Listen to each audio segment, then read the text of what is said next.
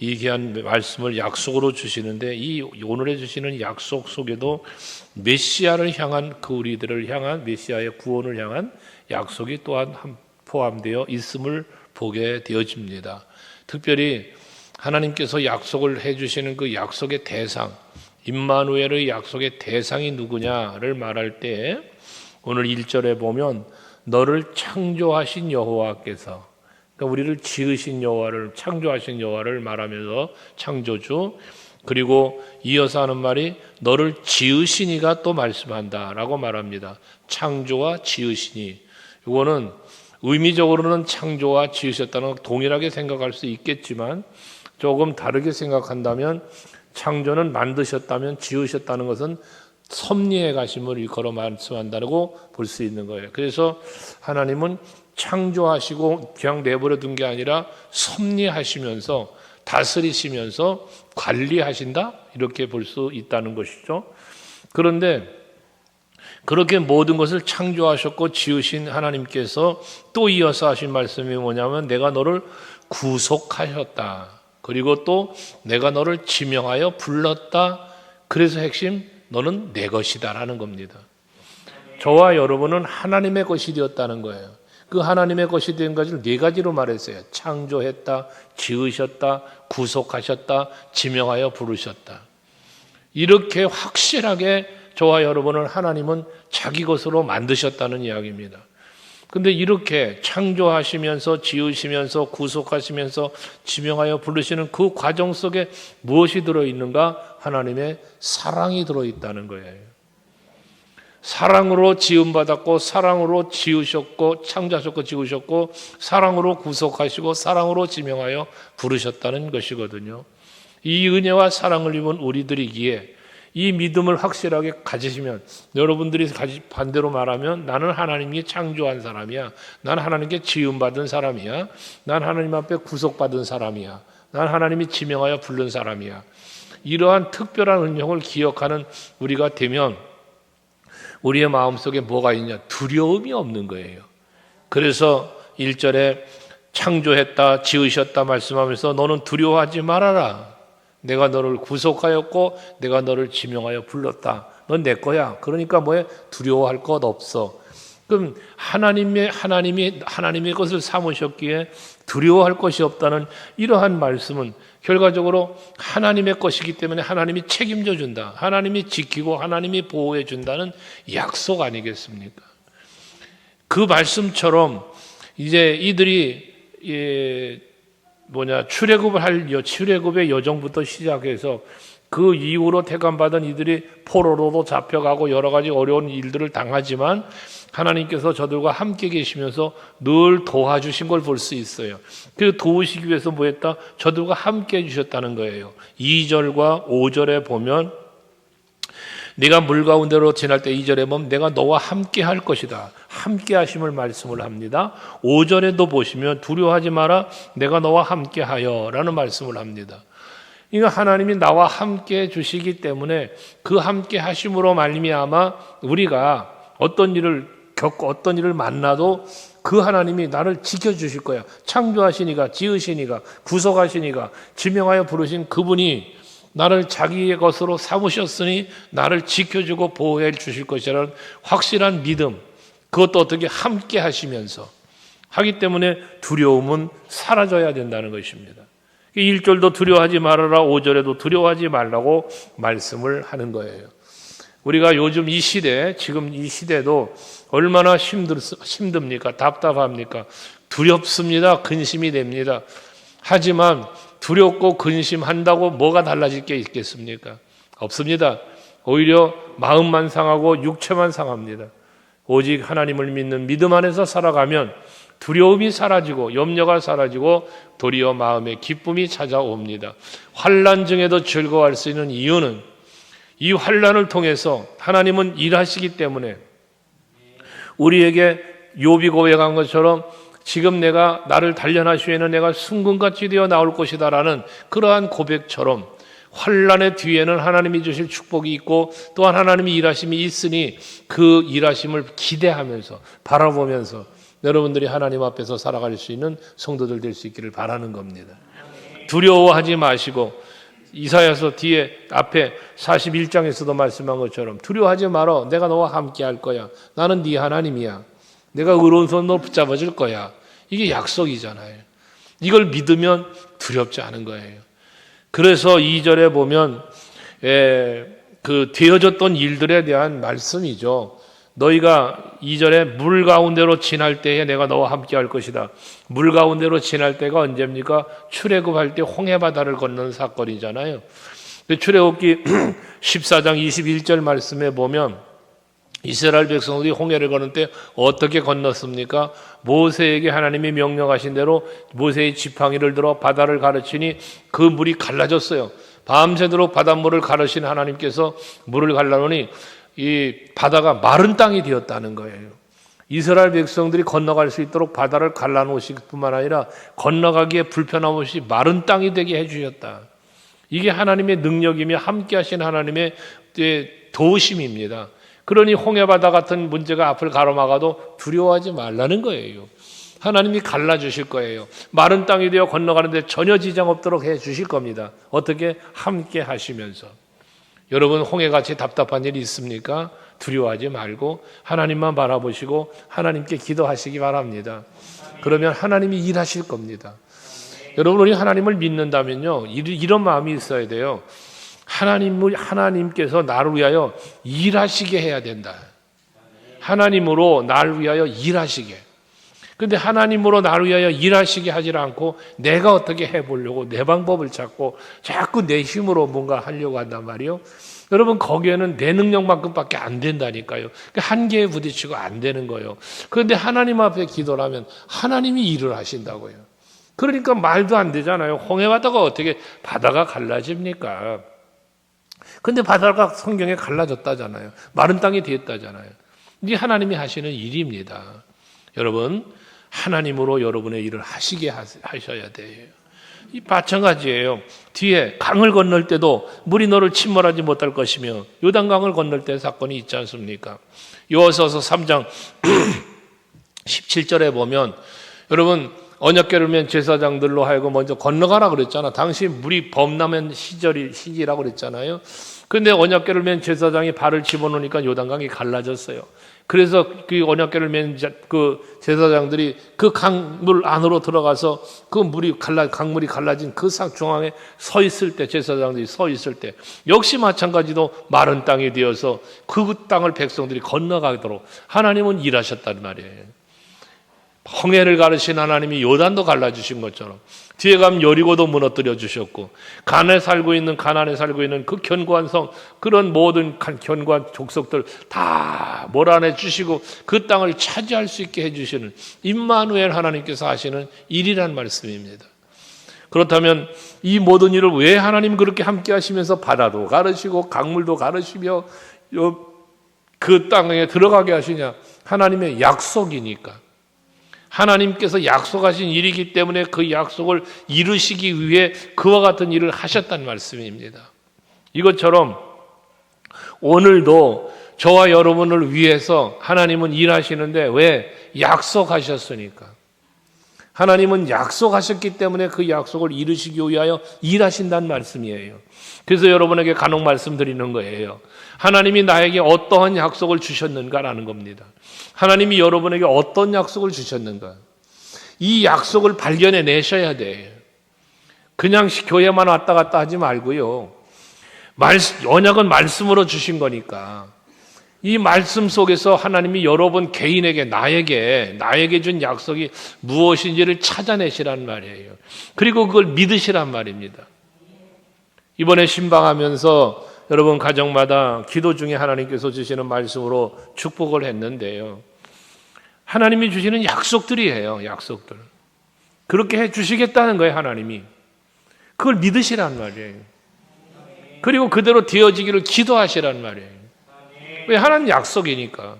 그 하나님은요 이루어 주실 거예요. 약속하셨을 뿐만 아니라 기도하면 또 응답 주신다는 약속도 있으니까.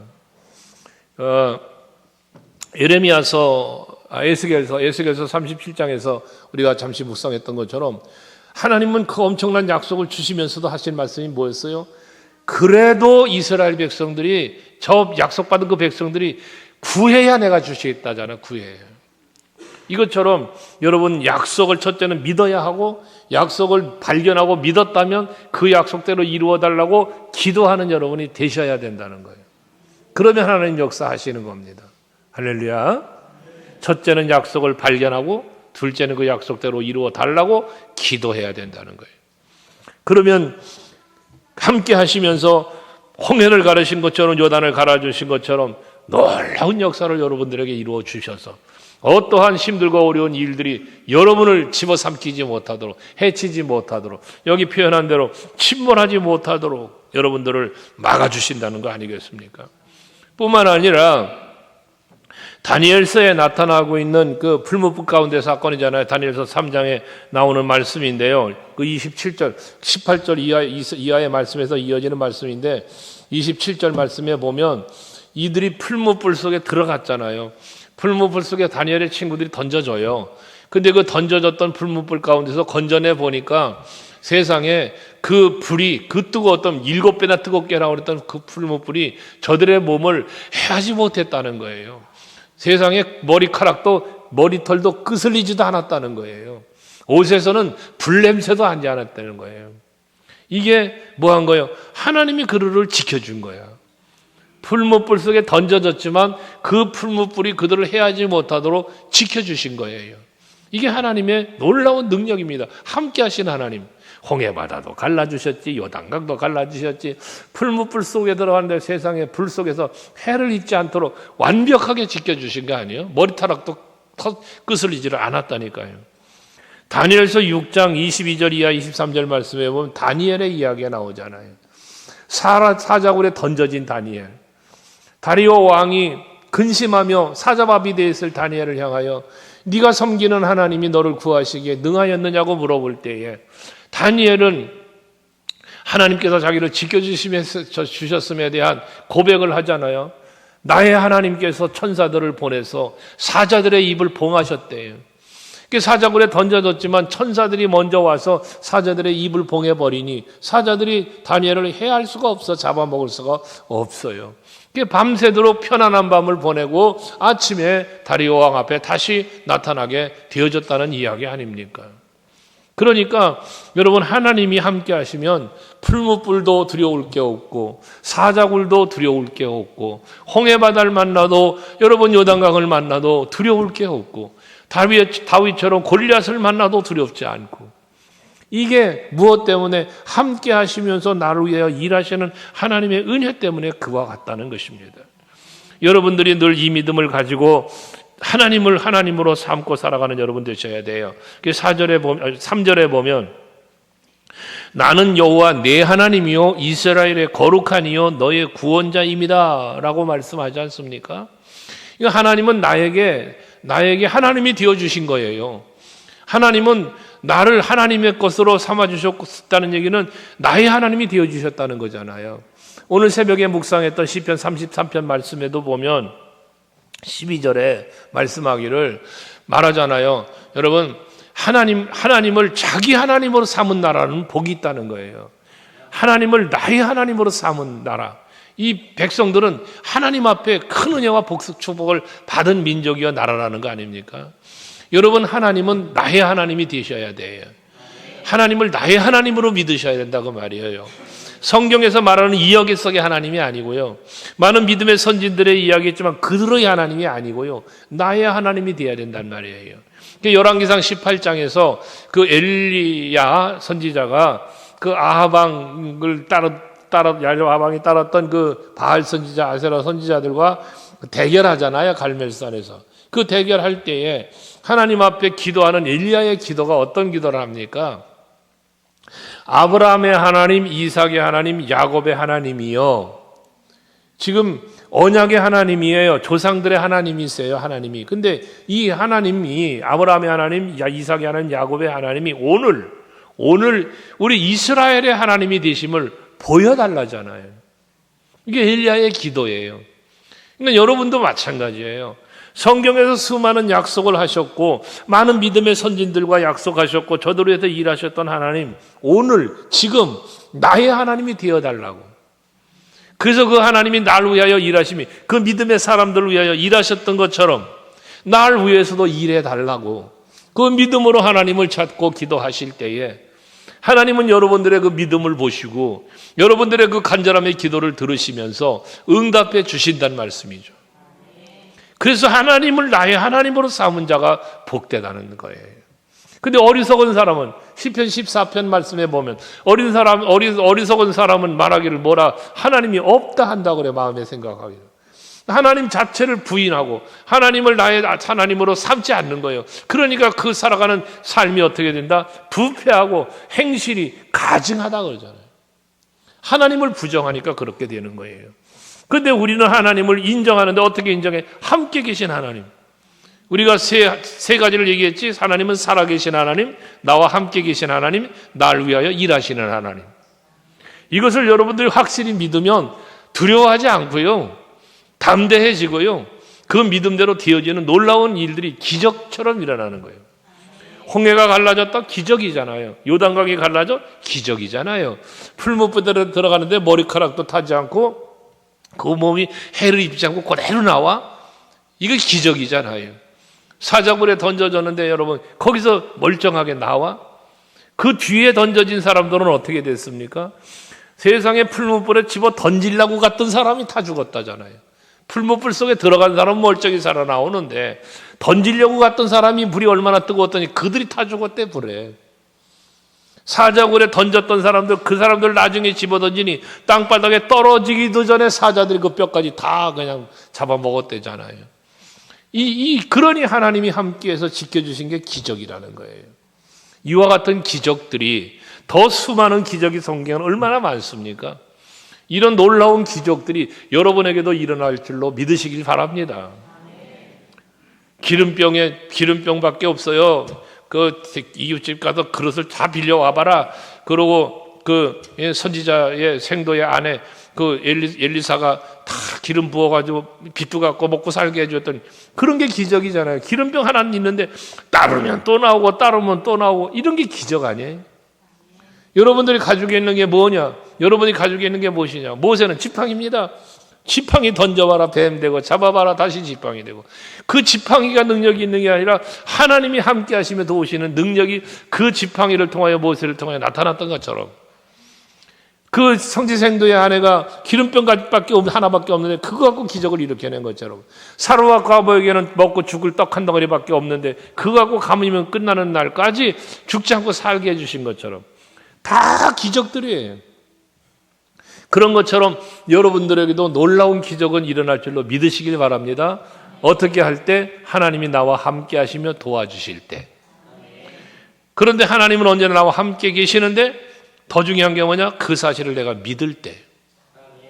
아무리 하나님이 내 곁에 있어도 내가 그 사실을 믿지 못하면 그 능력은 나타나지 않는 거예요. 다니엘의 친구들이 풀무불에 던져질 때도 풀무불 속에 들어 당신들이 넣어봐야 하나님이 우리 지켜줄 거야. 설령 그리하지 아니하실지라도 우리는 절하지 않아. 이런 담대한 믿음. 그 믿음이 결국 기적을 일으켰던 거 아니겠습니까? 그것처럼 우리 서강교회 성도 여러분들의 믿음도 하나님은 나의 하나님, 언제나 나와 함께 계시는 하나님, 나를 지명하여 부르셨고 구속하셨고 창조하셨고 지으셨고 어떤 위험한 상황에서 나와 함께 하시면서 지켜주셨던 그 하나님, 오늘도 그 하나님 나와 함께 하심을 믿으시면서 두렵지 않고 강하고 담대하게 찬송하며 살아가는 여러분 될 수 있게 축복합니다. 자, 4절 같이 한번 읽습니다. 4절, 오늘 본문의 4절. 이건 여러분 가볍게 좀 암송하시면 참 좋을 것 같은데 큰 소리로 같이 읽습니다. 4절 시작.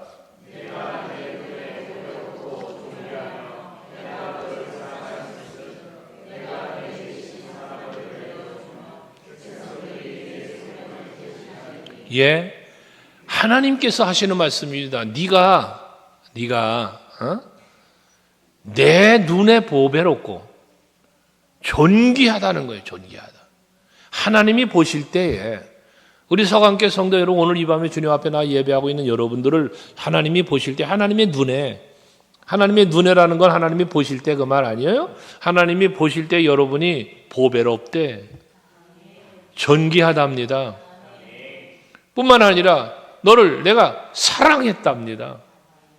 얼마나 사랑을 했던지, 얼마나 보배롭고 존귀하게 여겼던지, 너를 대신해서 사람들을 내어주면서 백성들이 네 생명을 대신하게 하리니, 이게 뭐예요? 내가 죽을 것, 내가 고난당할 거를 대신 다른 사람을 죽이시고 나는 살려주시는 말씀을 지금 하시는 거잖아요.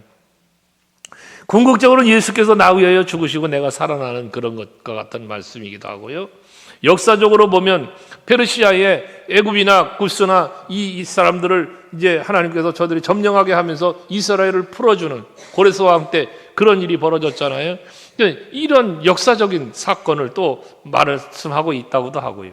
어쨌든 중요한 것은 하나님이 보배롭게 여기고 존귀하게 여기고 사랑하면 원수들에게 잡혔다가도 풀려날 수 있는 것이고, 아무리 대적이 에워싸고 우리를 해한다고 할지라도 여전히 태어날 수 있도록 보호하고 지키시는 이가 하나님이시라는 겁니다. 야곱이 아들들이 세겜 땅에서 그 세겜 족속들을 할 일을 행하고 죽이면서까지 그런 일을 벌였지 않았습니까? 야곱이 얼마나 두려워합니까? 너희들이 악을 행했다. 주변 사람들이 이 소식을 듣고 우리를 공격해 오면 어쩌려고 그랬느냐? 두려워하는 마음을 갖게 했잖아요. 상황이 그렇죠. 그런데 하나님께서는 어떻습니까?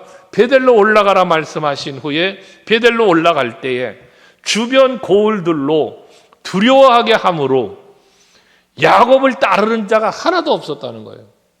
평안하게 베델로 올라가게 해주셨다는 거예요. 여호사밧 왕이 모압과 암몬 족속을 전멸시키고 하나님께서 전쟁에 승리하게 하고 거기서 많은 재물들을 얻어가지고 사흘 동안이나 거둬들였다잖아. 그리고 돌아올 때 평안하게 즐겁게 노래하며 찬송하며 돌아오게 해주셨다잖아. 이게 하나님의 지키심과 보호하심이에요. 왜? 여러분을 보배롭게 여기시니까, 여러분을 존귀하게 여기시니까, 높은 보좌 버리고 이 땅에 찾아오셔서 직접 나 위하여 십자가에 죽으실 만큼 사랑하시니까. 이게 우리를 향한 하나님의 마음입니다. 하나님의 시선입니다. 여러분을 바라보는 시선, 하나님이 나를 바라보는 그 눈빛, 이겁니다.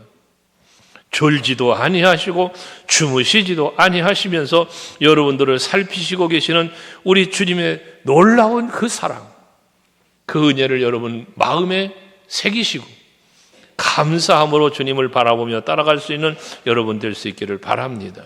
근데 이처럼 여러분들을 창조하시고 지으시고 구속하셨고 지명하여 부르셨어 여러분을.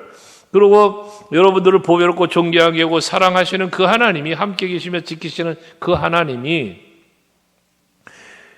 너희에게만 아니라 5절 이하의 말씀부터 시작해서 6절까지 말씀에 보면, 두려워하지 말아라, 내가 너와 함께하여 네 자손을 동쪽에서부터 오게 하고 서쪽부터 너를 모을 것이고, 또 6절에도 내가 북쪽의 길을 내놓아라, 남쪽의 길을 가두지 말라, 내 아들들을 먼 곳에서 이끌며 내 딸들을 땅끝에서 오게 하며 라고 말씀을 해요. 하나님의 이 은혜, 함께 하시는 은혜, 보배롭고 존귀하게 여기시며 사랑하는 은혜, 이 은혜가 당대만이 아니라 후대에 이르기까지, 후손에 이르기까지 지속적으로 함께 해주심을 말씀해 주시는 겁니다. 여러분, 우리의 성경으로 보면 아브라함부터 시작 언약, 아브라함으로부터 시작된 그 계속 이 언약이 이루어져 온 것처럼 우리 위 조상들이잖아요. 믿음의 선진들이잖아요. 그 놀라운 언약이 복음으로 우리에게까지 이르는 것처럼 이제 우리 후대들에게도 흘러갈 거예요. 이 언약은. 그 언약이 이루어져 가는 그 과정에는 언제나 하나님이 함께 계실 거고, 늘 우리와 함께 하신 것처럼 우리 후손들과도 함께 하시면서 지켜주실 겁니다. 그래서 우리 서강교회는 다음 세대들을 우리는 믿음으로 바르게 세워져 가는 일을 힘쓰자고 늘 말씀드리고 있는 겁니다. 여러분들과 저와 여러분은 기성세대로서 교회를 잘 섬기고 하나님의 뜻을 이루어 가야 하고요. 또 우리의 후대들이 우리보다 더 성숙한 믿음으로 하나님의 영광을 위해서 그리스도의 몸된 교회를 잘 세워갈 수 있도록, 이끌어갈 수 있도록 이러한 일들도 우린 기도하며 나아갈 수 있어야 된다는 것입니다. 그래서 7절의 마지막에 같이 또 한번 읽을까요? 마지막 7절입니다. 같이 시작. 내 이름으로 불려지는 모든 자 곧 내가 내 영광을 위하여 창조한 자를 오게 하라. 그를 내가 지었고 그를 내가 만들었느니라. 할렐루야. 여러분, 여호와의 이름으로 불려지는 모든 자, 여호와의 이름으로 불려지는, 이건 뭐예요? 하나님의 자녀. 여러분, 우리 그러잖아요. 하나님의 자녀가 되었다고. 그러니까 하나님의 자녀라고 불려지는, 여호와의 이름으로 불려지는 거예요. 여러분, 성도라는 이름도 하나님께서 거룩하게 해주신 무리야. 그게 하나님의 여호와의 이름으로 불려지는 무리예요. 성도도. 그러니까 모든 게 구원받은 성도는 모두 다 여호와의 이름으로, 예수의 이름으로 구원받았고 하나님의 자녀가 되었고 오늘을 살고 있으니 여기 내 이름으로 불려지는 모든 자에 해당되는 거예요. 이스라엘 백성 역시 마찬가지입니다. 아브람을 아브라함으로, 야곱을 이스라엘로 이름을 바꾸어 주시는 것처럼 뒤에 보면 여러분, 너희의 이름을 새 이름으로 불러준다고 하는 약속도 있어요. 이것처럼 여러분들은 하나님께서 죽었던 나를 살려놓으셨을 뿐만 아니라 여러분들의 이름을 성도라는 이름으로, 하나님의 자녀라는 이름으로 신분의 변화, 이런 생명의 변화, 신분의 변화, 그 다음 삶의 변화까지 성령을 보내셔서 성령으로 충만하게 하셔서 여러분들을 이끌어 가시면서 삶의 변화까지 이 모든 것을 이루시는 분이 여호와 하나님이신 줄을 믿으시길 바라는 거예요. 이것이 여호와의 이름을 불리는 모든 자에게 주어진 축복입니다. 그런데 이들에게 내가 내 영광을 위하여 창조한 자라고 또 말씀합니다. 그러니까 여호와의 이름으로 불려지는 자, 하나님께 창조, 지음받은, 구속, 지명하여 부르심, 보배롭고 존귀하고 사랑한다, 이런 대상이 되어진 이러한 사람들, 여러분인데 그런 사람들을 내 영광을 위하여 창조했다라는 거예요. 그러니까 하나님이 영광을 받으시기 위하여 창조하셨고 여호와를 영광 돌리려고 지으셨고 섭리하셨고 또 여호와께 영광 돌리라고 구속하였고 여호와께 영광 돌리라고 지명하여 불렀어. 여호와께 영광 돌리라고 여러분 보배롭고 존귀하게 여기셨고 사랑했어. 아멘. 이게 하나님이 바람이야, 바람. 그렇다면 우리는 여호와의 이름으로, 예수의 이름으로 구원받아 하나님의 자녀가 되어진 우리는 어찌할 것인가? 하나님께 영광을 돌리는 삶을 살아야 된다는 거죠. 그래서 어떻게 하나님께 영광을 돌릴 것인가를 거룩한 고민을 좀 하면서 살자는 겁니다. 여러분, 세상 살아가면서 세상의 일들만 걱정하고 염려하고 살지 말고 내가 어떻게 하면 하나님께 영광을 돌릴까? 내가 살아가는 삶이 어떻게 하면 하나님께 기쁨이 되어질까를 헤아려 보자는 말씀입니다. 사도 바울은요, 우리가 어린아이 같은 신앙에 대한 그 이야기를 고린도 교회를 향해서도 하고 하잖아요. 어린아이 같은 신앙. 그래서 어린아이 같은 신앙일 때는 어떤 사람이었냐? 말하는 것도 어린아이 같고 생각하는 것도 어린아이 같고 깨닫는 것도 어린아이 같고 그렇게 다 어린아이 같았다는 거예요. 그러나 이제는 우리가 장성한 분량 그리스도까지 이르는 그 성장하는 그리스도인의 모습으로 이제는 어린아이 같은 모습을 버리고 좀 성숙한 모습으로 살아가자는 그런 권면의 말을 하나님께서는 바울을 통해 하시지 않습니까? 이게 뭐예요? 하나님이 원하시는 거예요. 그러니까 여러분들이 항상 우리는 헤아려야 돼. 하나님이 나에게 요구하는 것이 무엇이냐? 하나님이 나에게 요구하는 게 무엇이냐? 신명기 10장 12절 말씀을 우리가 주일날 오후 예배 때 묵상한 바 있잖아요. 거기 보면 신명기 10장 12절에 하나님 여호와께서 너에게 요구하는 것이 무엇이냐? 이 질문을 하시잖아요. 그 질문을 하며 답하시는 게 무엇입니까? 답이 뭐요?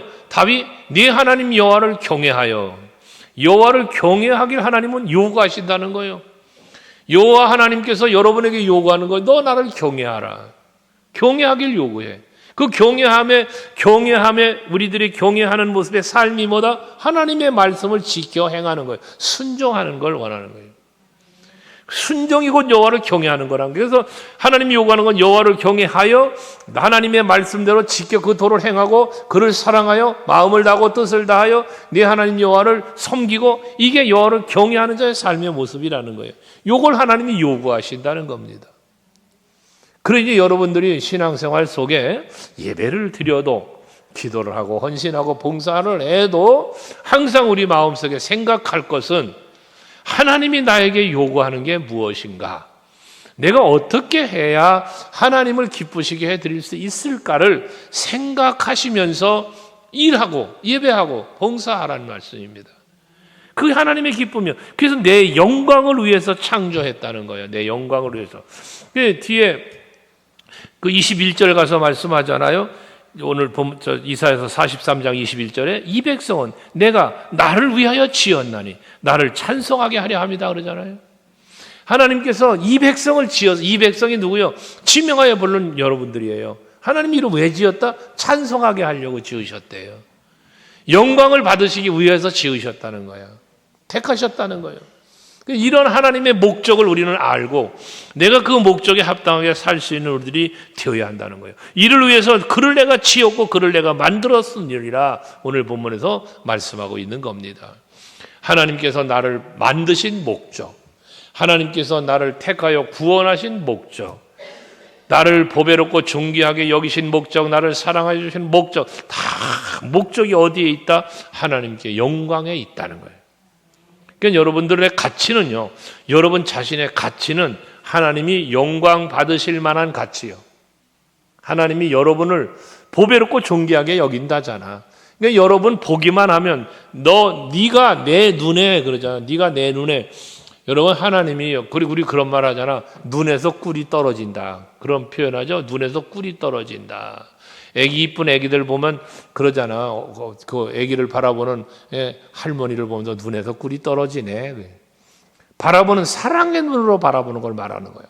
하나님이 여러분을 바라보실 때 그런 꿀이 떨어지는 눈으로 바라보는 거예요. 보배롭고 존귀하고 사랑하고. 그러시면서 이제 성숙한 그리스도로 잘 자라서 하나님께 영광 돌리고 하나님을 기쁘시게 해드릴 수 있기를 기대하는 마음.